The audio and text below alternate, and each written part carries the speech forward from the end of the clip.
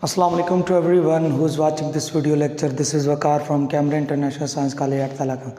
Welcome to all the student classroom training के इस video lecture में मैं उम्मीद करता हूँ इससे पहले जितने भी लेक्चर मेरी तरफ से या सर समी साहब की तरफ से डिलीवर्ड किए गए हैं वो यकीनन आपने अच्छी तरह से समझे होंगे, उनकी प्रैक्टिस की होगी और अपनी नोटबुक्स के ऊपर उनको दर्ज करने की कोशिश की होगी।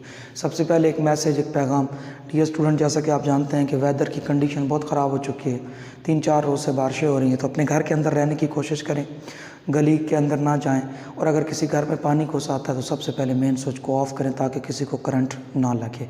और दूसरा, डैम्स वगैरह, कनाल्स या पुल वगैरह जहाँ पे भी ऐसी चीज़ें हैं जहाँ पे पानी काफ़ी मिकदार में मौजूद है तो वहाँ पे भी जाने की कोशिश ना करें, घर के अंदर रहने की कोशिश करें जब तक ये बारिशों का सिलसिला थमता नहीं है। डियर स्टूडेंट, आपके पार्ट ऑफ स्पीच मुकम्मल हो चुके हैं एंड पार्ट ऑफ स्पीच जो है वो इंग्लिश की जान है। इंग्लिश लैंग्वेज के अंदर पार्ट ऑफ स्पीच को इंतहाई इम्पोर्टेंस हासिल है। अगर आप if you want to learn English language effectively, जो आपकी अफेक्टिवनेस है ना, it can be gain through किसके ज़रिए, पार्ट ऑफ स्पीच के ज़रिए। जब तक आपको आप when you are not able to identify, जब आप शनाख्त नहीं कर सकते हैं ये कौन सा पार्ट ऑफ स्पीच है, तब तक आप सही तरीके से ग्रामर को नहीं सीख सकते। If you want to learn grammatical structure of the English language then you will have to pay fully attention to part of the speech। तो फिर आपको पार्ट ऑफ स्पीच को फुली इंटेंशन देनी पड़ेगी। तो आज फिर हम थोड़ी सी बात करते हैं प्रैक्टिस एक्सरसाइज। पिछले लेक्चर के अंदर भी हम प्रैक्टिस कर रहे थे जिसके अंदर हमने पार्ट ऑफ स्पीच को आइडेंटिफाई करने की कोशिश की है and this is an activity which will be helpful for you, जो आपके लिए बहुत अहम है। एक एक्टिविटी, एक सरगर्मी है, इसके अंदर आपकी प्रैक्टिस भी हो जाएगी, इसके अंदर आप बहुत सारी चीज़ें जो है वो लर्न के भी कर लेंगे। सो डियर स्टूडेंट, आई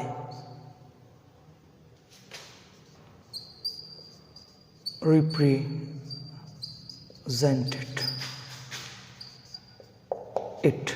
सो डियर स्टूडेंट, मैं अंडरलाइन करने लगा हूँ रिप्रेजेंटेड को। अब यहाँ पे रिप्रेजेंटेड का मतलब होता है पेश करना।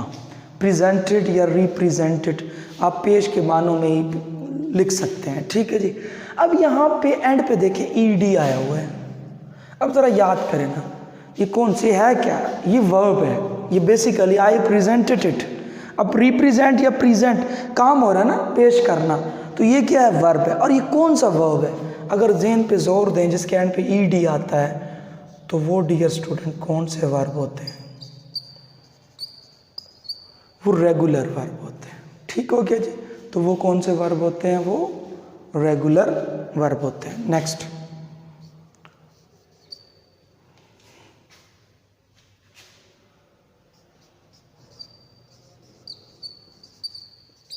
he does not,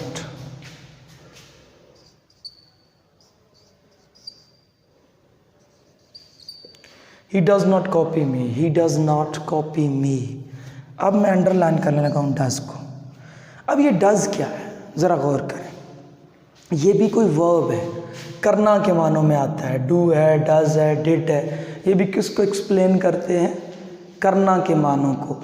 अब ये कौन सा वर्ब है, ये रेगुलर है, ये इर्रेगुलर है, ये हेल्पिंग है, ये कौन सा वर्ब आपको नज़र आ रहा है। आपने यहाँ पे जानने ट्रांजिटिव है, इंट्रांजिटिव है, तो ज़रा गौर करिएगा। मैंने कहा था इज़, आर, एम और वाज और वर, ये 5 हेल्पिंग वर्ब हैं जिनको हम लिंकिंग वर्ब कहते हैं।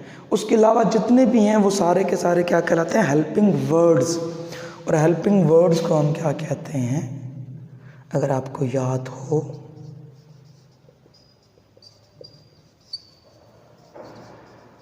तो ये आपका ऑक्सिलरी वर्ब है। Auxiliary, do, does, did, done, can, could, might में ये सारे के सारे क्या कहलाते हैं, ऑक्सिलरी वर्ब कहलाते हैं। एक और लिखते हैं जी,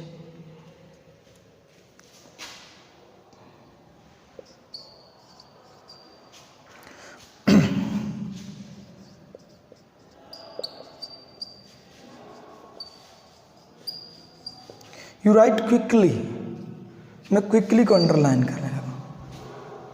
अब देखिए, क्विकली का ताल्लुक राइट के साथ है, लिखने के साथ है, कि तुम बड़ा तेज़ लिखते हो, जल्दी से लिखते हो, क्विकली। अब जो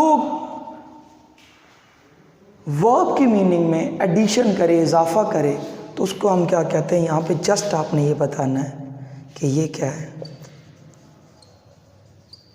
एडवर्ब, क्योंकि मैंने इसको डिटेल में नहीं पढ़ाया था, जस्ट इसकी इंट्रो दिया था एडवर्ब का। तो सो जस्ट आप यहाँ पे यही लिख दें कि ये क्या है, एडवर्ब है, तो इट्स इनफ, तो ये भी काफ़ी है। इसका एक स्क्रीनशॉट ले लें।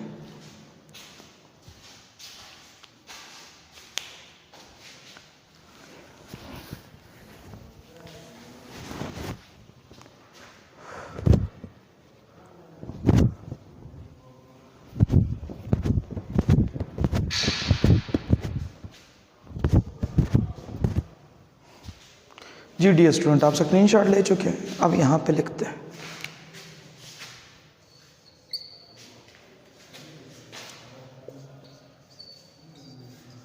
he cut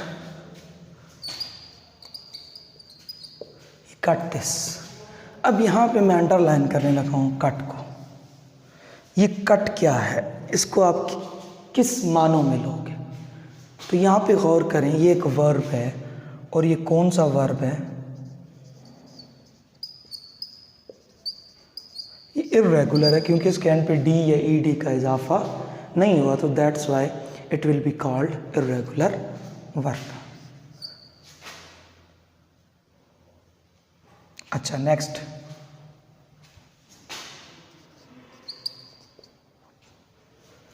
what is your name, आपका नाम क्या है। अब ये देखिए व्हाट, ये एज एन नाउन की जगह पे इस्तेमाल हुआ है, यानी यहाँ पे क्वेश्चन है लेकिन सब्जेक्ट के तौर पे आया है, नाउन की जगह पे आया है, तो ये क्या बन गया आपका इंट्रोगेटिव प्रोनाउन बन गया। इसका एक स्क्रीनशॉट लें सबका, फिर मैं इसको इरेज करके मजीद एग्जांपल देता हूँ।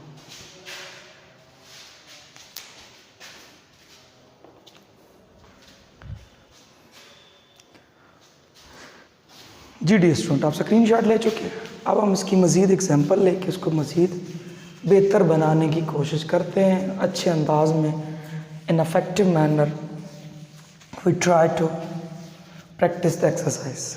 नेक्स्ट,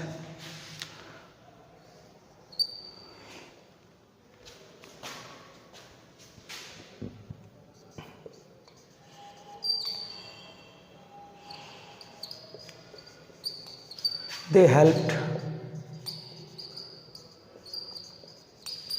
themselves, उन्होंने अपनी मदद की। अब मैंने themselves को अंडरलाइन कर दिया, they helped themselves।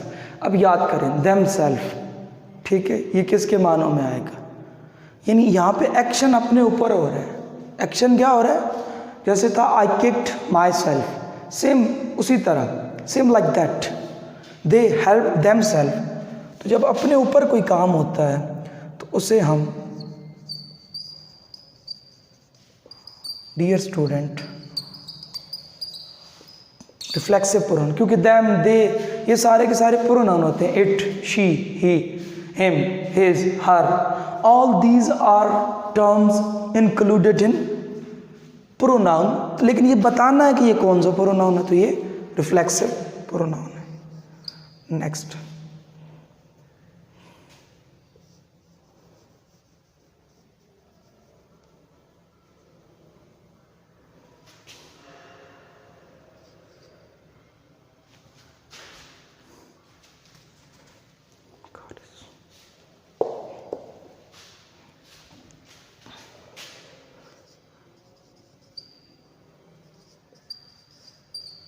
such boys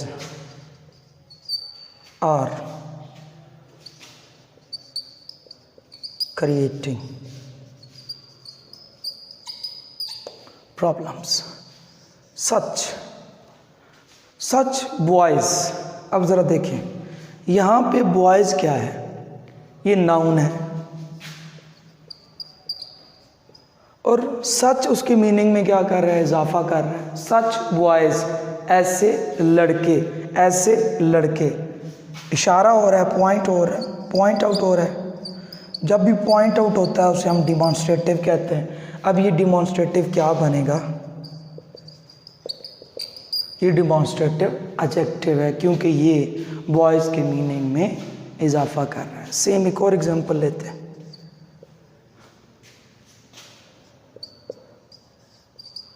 I got first position in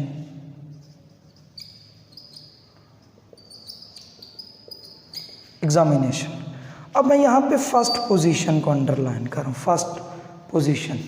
तो ये फर्स्ट क्या है, ये आप यहाँ पे देख सकते हैं, ये किसको जाहिर कर रहा है, तो ये एक एडजेक्टिव को जाहिर कर रहा है। मज़ीद एग्जांपल लेते हैं, इसको मैं रेज करने लगूँ।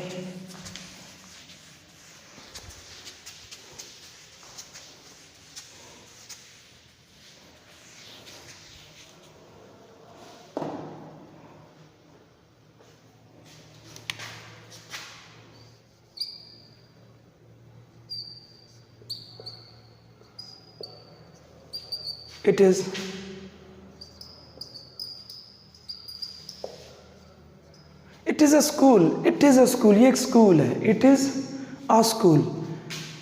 अब ये प्रोनाउन है, इट डेफिनेटली प्रोनाउन, लेकिन कौन सा है, ये डिमॉन्स्ट्रेटिव प्रोनाउन है, क्योंकि ये सब्जेक्ट के तौर पे इस्तेमाल हुआ है। इट इज़ अ स्कूल, ये क्या है, ये डिमॉन्स्ट्रेटिव। दिस है, दैट है, या जैसे आप कर लें दिस इज अ स्कूल, तो यहाँ पे भी दिस क्या है, डिमॉन्स्ट्रेटिव एडजेक्टिव के तौर पे। इसका स्क्रीनशॉट लें।